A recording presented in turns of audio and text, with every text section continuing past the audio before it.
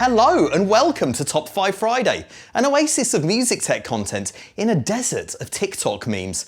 I'm your host and special friend Tim Cant, and this time I'm going to be running down the top 5 distortion and saturation plugins. So if you're partial to enhanced harmonics, you've come to the right place. No apologies for that horrendous pun.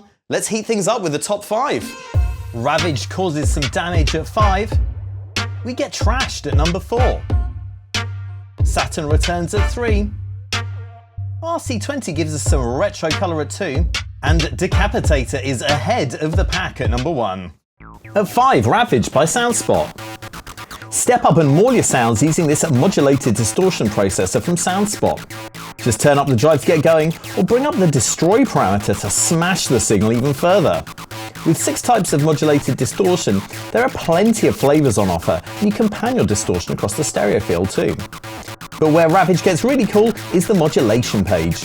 Here you can create unlimited LFO signals to modulate any parameter you choose.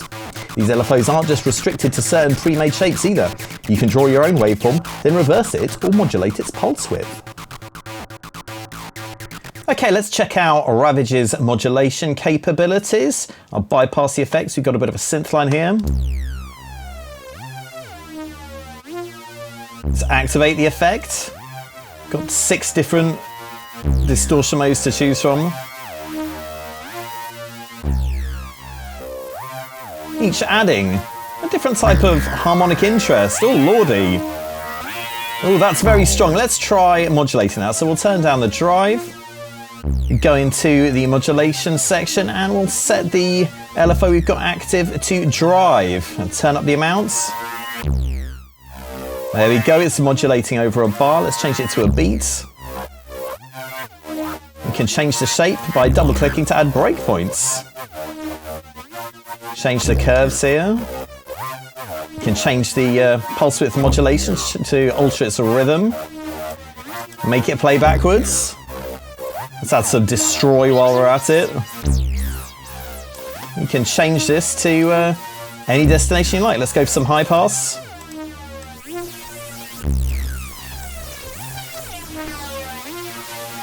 Let's have a quick fiddle between the tone control.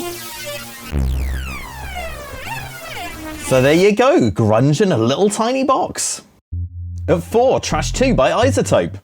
This multiband distortion from the IZOTOPE gang is just a ticket for adding flavorful distortion that's different in the lows and the highs. Once you've set your multiband crossover up, you get to choose 2 separate stages of overdrive to add to each band. You can choose from pre-existing distortion curves or draw your own. Next, you can apply one of 100 impulse responses in the convolution processor to further enhance the sound of the processing.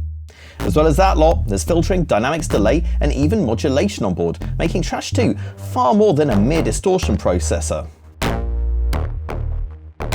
If you're already familiar with IZOTOPE Trash 2, you probably know that its main section, the trash section, is wave shaper based. So we're going to take a quick look at that, but there's some other less well-known stuff I want to show you. So we'll start with the wave shaper. I'll play the dry loop we've got.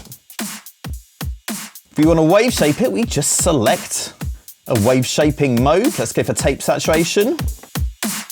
Play with the drive. Oh, lordy. It's powerful. And there's another wave shaper as well, so you can have 2 wave shapers. Let's go for some fuzz. Oh, very, very strong indeed. But okay, we know about distortion and that stuff. Let's see what else is going on here. So let's select the convolver mode, or turn that on. And here you can select some impulse responses that will affect the sound in dramatic ways. Let's dive in.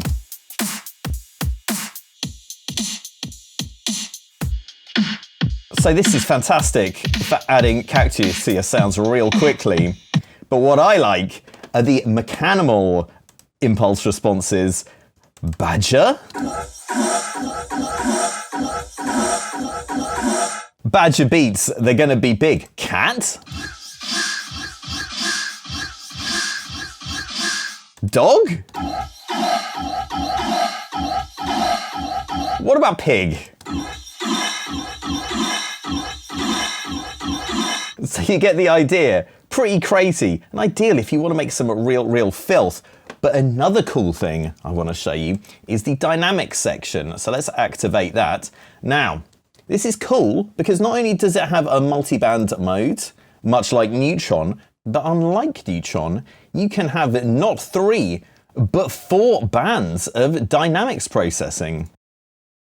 So we'll select all, and now we can process the dynamics of each band individually. So for example, you can gate out the lows. Maybe let's try that with the low mids. We'll turn up the ratio on the gate. And you can really thin things out.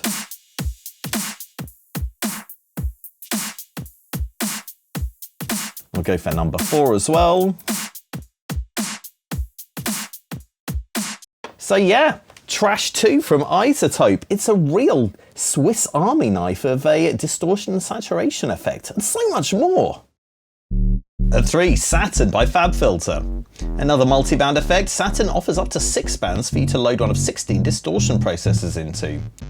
Types of processing range from tube models through tape, amp, saturation, rectification, and the dastardly destroy algorithm to toughen up your audio, or at least a couple of bands of it. There's control over mix level, feedback and delay, plus a 4-slider output tone array that works like a graphic EQ. These controls are replicated for each band, allowing you to fully customize the lows, low mids, upper mids, or any other band you choose to set up depending on your material. Taking it even further, you get FABFILTER's excellent modulation controls, letting you determine the drive level of any parameter using LFOs, envelope generators, envelope followers, XY pads, and MIDI control.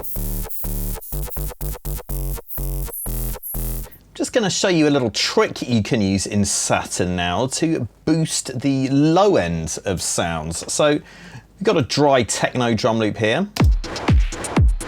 What I'm going to do is create 2 bands, one low, one high. So we've got band 2 selected, so we can boost this, and it won't affect the low bands. So let's select the low band, turn up the feedback, ooh, and then choose the feedback frequency. Oh yeah. Oh lordy, maybe that's too much feedback. Ooh.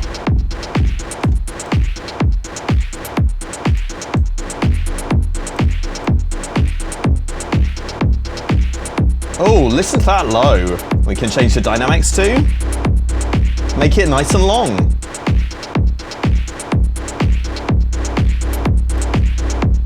There you go, simple as that. Oh Lord. So, boosting your bass with Saturn is a piece of cake. And number 2, RC20 Retro Color by XLN Audio. Retro Color specializes in old school analog and digital recording and playback technology. The 6 modules front in the plugin are all designed to bring an element of retro audio to your signal. There's noise for adding your choice of crackle or hum, wobble for the wow and flutter effects of a warp record, distortion for that all-important crunch, digital for some bit-crushing fun, space for delay and reverb effects, and magnetic to bring out the imperfections of tape-based recording and playback. The flux section messes with the parameters under the hood for some unexpected results, and there's filtering tone, grain and width controls to fully customize the signal. RC20 Retro Color is a very fast and effective way of adding a retro flavor to your sound. So let's give it a go. We'll listen to the dry pad we've got here.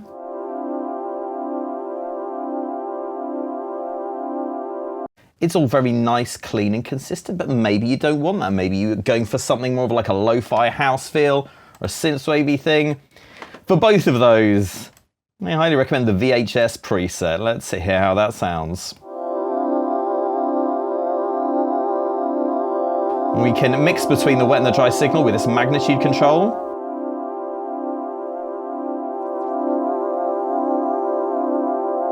Very nice. Let's play with some of these effects individually and stack them up. So we start with some noise.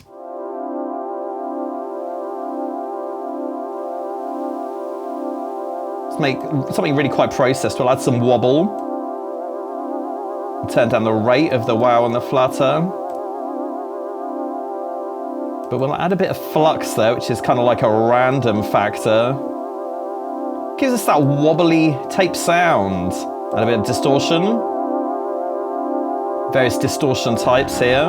Oh, that's nice, but only with a little. Let me turn up the focus a bit, so it's just mainly affecting the sort of mids. Add some digital.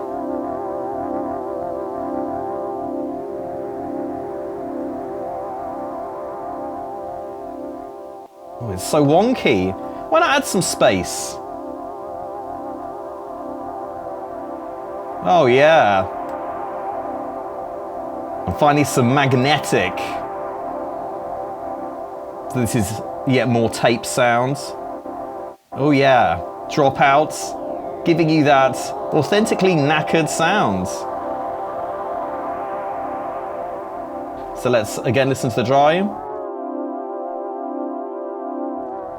And the wet.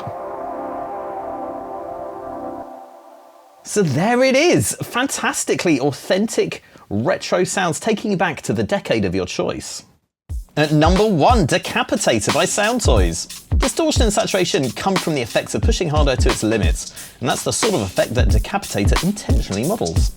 Push up the drive to get some gentle saturation, flavour some overdrive or all-out destructive distortion, and engage the punish button to smash things up even more. There are 5 different modes of distortion available derived from different bits of hardware. A is a tape machine preamp, D is a channel strip, N is a mixing console, and T and P are both modelled after a hardware distortion unit. Other controls include tone, which switches the distortion character from dark to bright, high and low cut filters, and output and mix controls.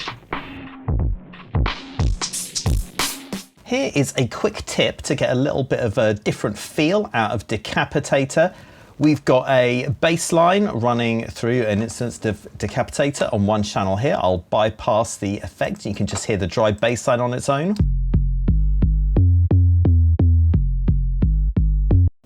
Sounds a little Bad Company-esque. Very nice. Anyway, okay, so let's unbypass the instrument and hear how it sounds.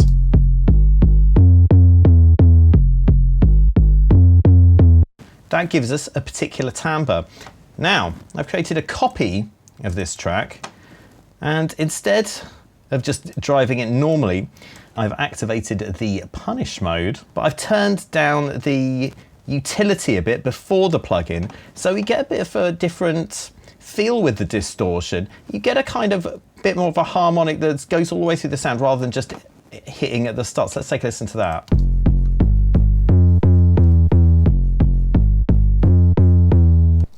And if we turn the punish off and turn the gain reduction off, you don't get quite the same effect when you add the drive. So there you go, yet another use for the lovely, lovely Decapitator by SOUNDTOYS. Well, all that saturation has got me soaking wet, and I'm sure you're very much the same, so let's call it a day for now. But don't forget to come back next time for yet more filthy plugin fun with Top 5 Friday.